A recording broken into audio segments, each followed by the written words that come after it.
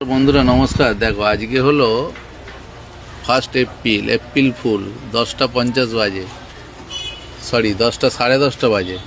তো এইদিকে 60 দিন পর ব্যাঙ্গালোর থেকে হাওড়া এইদিকে 60 দিন পর সমস্ত জায়গার টিকিট ছেড়ে দিয়েছে 31শে মে। এইদিকে 60 দিন পর ব্যাঙ্গালোর থেকে হাওড়া প্রচুর টিকিট পড়ে আছে। খালি হাওড়া গাড়িতে থার্ড এসিটা বুক হয়ে গেছে। শিলপাটা আরে সমস্ত জায়গায় টিকিট পড়ে আছে, দেখে নিয়ে নিতে পারো। আহমেদাবাদ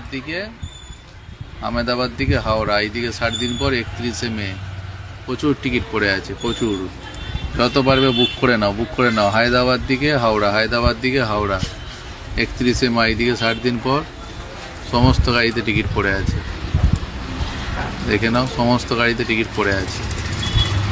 সব অ্যাভেলেবেল, মানে সবুজ। রেড হয়ে গেলে ওয়েটিং হতো, হলুদ থাকলে আর ইস হতো। বম্বে থেকে হাওড়া সমস্ত গাড়িতে পড়ে আছে। খালি পাটনা মেলটা আর এসি হয়ে গেছে, হলদে আছে আর এসি হয়ে গেছে।